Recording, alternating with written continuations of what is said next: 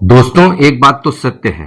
अपराधी चाहे कितना भी शातिर हो, पर कोई न कोई गलती जरूर कर जाता है और उसकी यही गलती उसे सलाखों के पीछे जाने की वजह बन जाती है।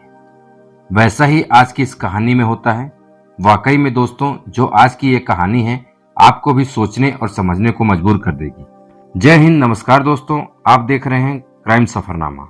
आज की सच्ची घटना छत्तीसगढ़ प्रदेश की राजधानी रायपुर शहर की है। रायपुर के खरोरा थाना क्षेत्र के अंतर्गत एक गांव खसेरा है, जहां का रहने वाला 27 वर्षीय किशोर सारथी जो मेहनत मजदूरी का काम करता है। किशोर ज्यादा पढ़ा लिखा नहीं है। किशोर की पत्नी का नाम रोशनी है, जिसकी उम्र लगभग 25 साल है, जो कि दिखने में बहुत सुंदर है।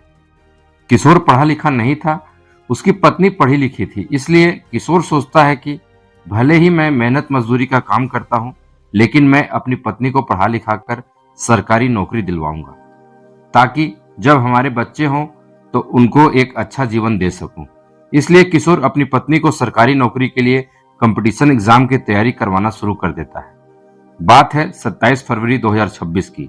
रात लगभग 9 बजे के आसपास रोशनी किशोर से कहती है, दिन में तो आप काम करने चले जाते हैं, आपके पास समय नहीं रहता है। अभी जाकर मेरी बहन को लेकर आ जाइए, ताकि वो घर का काम में मेरी मदद करेगी और मुझे पढ़ने के लिए समय मिल जाएगा। किशोर खुशी खुशी उसी समय अपनी बाइक लेकर रोशनी की बहन को लेने उसके मायके के लिए निकल पड़ता है, लेकिन काफी देर तक वापस नहीं आता है। तो आखिरकार रात्रि 11 बजे के आसपास किशोर की पत्नी रोशनी जब किशोर के मोबाइल पर कॉल लगाती है तो किशोर का मोबाइल स्विच ऑफ आता है। उसके बाद रोशनी अपने मायके अपने बहन के पास कॉल करती है, तो रोशनी की बहन उससे कहती है, जीजा तो यहाँ नहीं आए। यह सुनकर रोशनी परेशान हो जाती है और सोचने पर मजबूर हो जाती है कि आखिरकार इतनी रात को उसके पति उसे बिना बताए कहां चले गए। उसके बाद रोशनी अपने पूरे रिश्ते नातेदार को कॉल करके अपने पति किशोर के बारे में पता लगाने लगती है। ऐसे ही कॉल करते करते किशोर को ढूंढते ढूंढते पूरी रात गुजर जाती है और सुबह हो जाती है। अगली सुबह तक भी किशोर वापस नहीं आता है, ना ही उसका कुछ पता चलता है, ना ही मोबाइल ऑन होता है। अगले दिन 28 फरवरी 2026 को रोशनी और उसके ससुराल वाले सोच रहे थे कि खरोरा थाने में जाकर किशोर की गुमशुदगी की रिपोर्ट लिखवाएं। लेकिन थोड़ी ही देर बाद लगभग सुबह के 8 बजे बगल के ही माड़ के गांव के पास सागौन के गार्डन के पास एक व्यक्ति का मृत शरीर दिखाई देता है।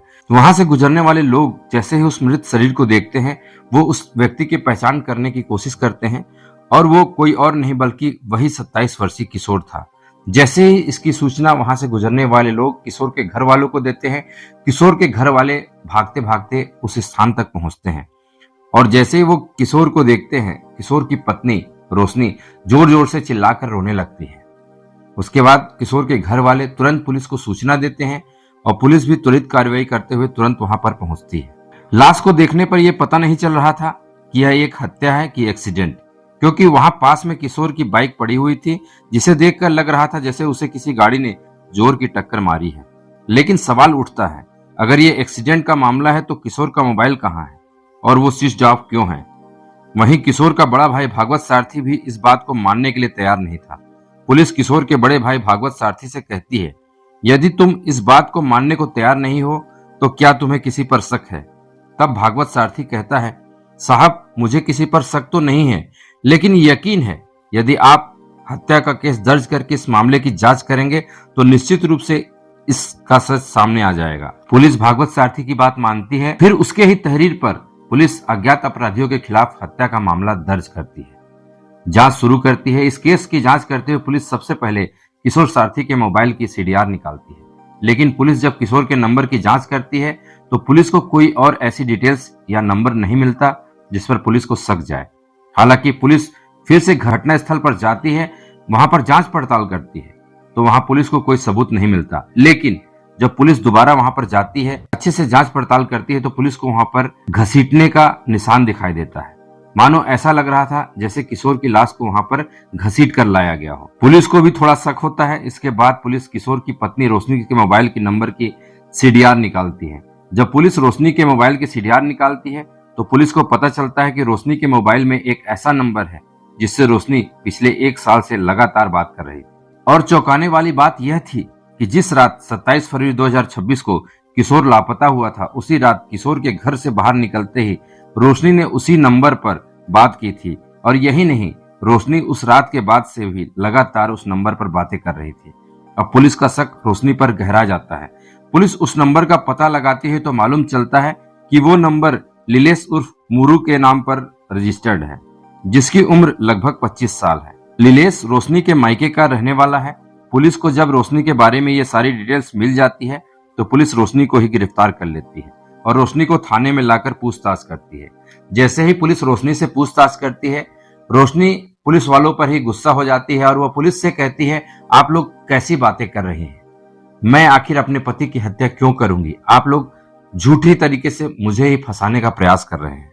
रोशनी शुरू में सारी बातों से इनकार करती है, लेकिन जब पुलिस सारे सबूतों को सामने रखकर सख्ती से पूछताछ करती है और वो लीलेश के साथ उसकी कॉल डिटेल्स, सीडीआर की सारी रिपोर्ट्स रखती है और लीलेश का नाम सुनते ही रोशनी डर जाती है।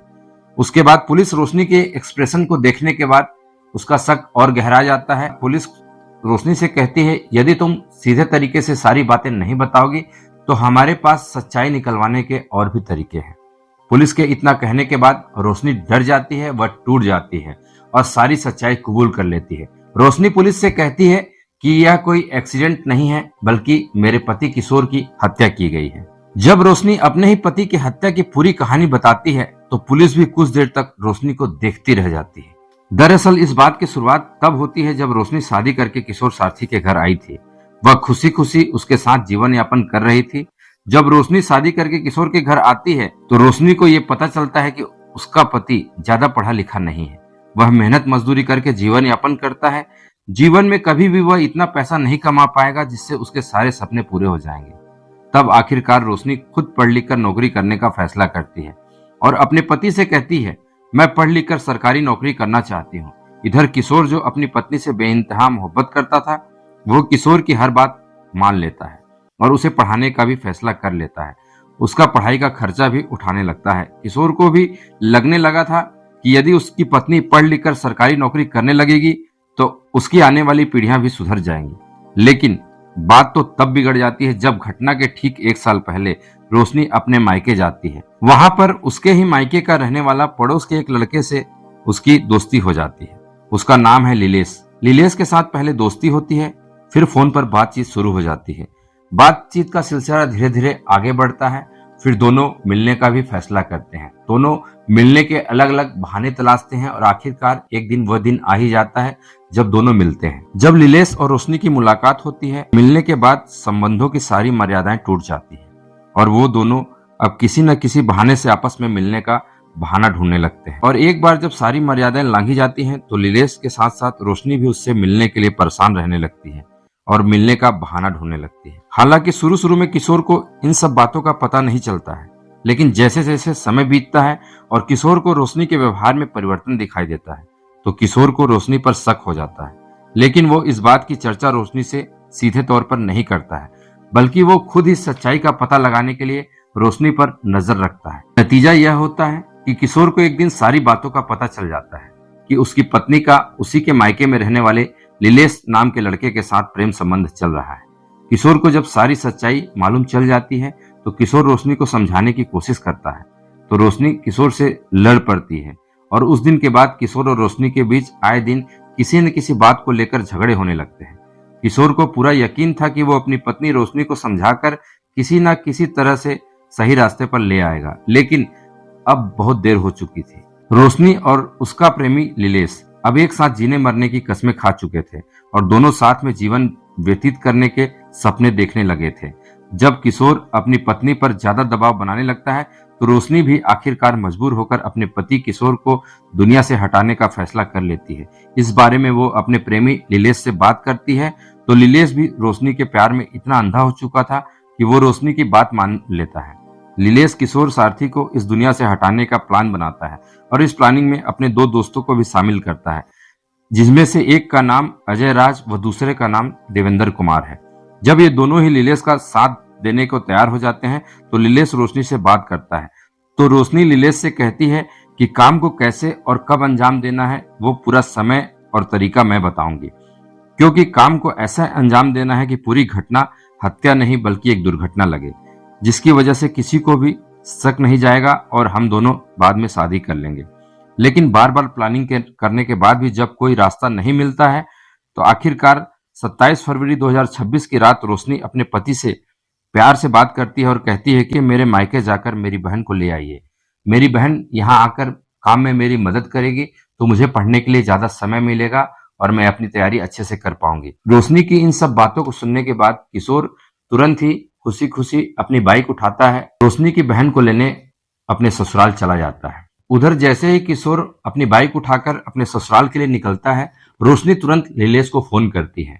तब तक नीलेश अपनी पूरी प्लानिंग कर चुका था। अपने दोनों दोस्तों के साथ मिलकर एक थार गाड़ी किराए पर लाता है और वह एक सुनसान इलाके में किशोर का इंतजार करता रहता है। जैसे ही रोशनी का फोन नीलेश के पास आता है, वह पूरी बात बताती है और वह बताती है कि किशोर घर से निकल चुका है। सुनसान इलाके में नीलेश और उसके दो साथी किशोर का इंतजार कर रहे थे। जैसे ही किशोर वहां पर अपनी बाइक से पहुंचता है, वह कुछ दूर तक उसका पीछा करते हैं और बिल्कुल सुनसान इलाके का इंतजार करते हैं। जैसे ही माट गांव का वो सागौन का बगीचा आता है, नीलेश तेज रफ्तार थार से किशोर की बाइक को टक्कर मार देता है। जैसे ही किशोर की बाइक को टक्कर मारता है, किशोर बहुत दूर फेंका जाता है और वह बहुत बुरी तरह से घायल हो जाता है और तड़पने लगता है। लेकिन नीलेश और उसके दोनों साथी किशोर को यूं ही उसी हालत में छोड़कर नहीं भागते हैं, बल्कि वो इंतजार करते हैं जब तक किशोर पूरी तरह से मर नहीं जाता है। जब वो कंफर्म हो जाते हैं कि किशोर की मौत हो चुकी है, किशोर मर चुका है, वह उसकी लाश को घसीटकर सड़क के किनारे रख देते हैं। उसके बाद नीलेश रोशनी को कॉल करता है और उसे पूरी बात बताता है कि बहुत सफाई से उन्होंने इस घटना को अंजाम दिया है, किसी को भी उन पर शक नहीं होगा। यह पूरी घटना एक दुर्घटना हादसा लगेगी, किसी को भी किसी तरह से कोई शक नहीं होगा। लेकिन नीलेश वहीं पर एक गलती कर जाता है।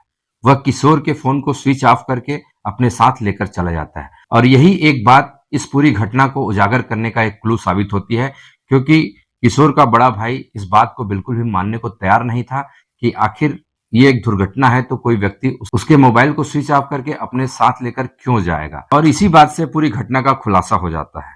इसके बाद रोशनी की तहरीर पर ही पुलिस उसके प्रेमी नीलेश और उसके दो साथियों को गिरफ्तार करती है और सभी को जिला अदालत में पेश करने के बाद पुलिस सभी को जेल भेज देती है।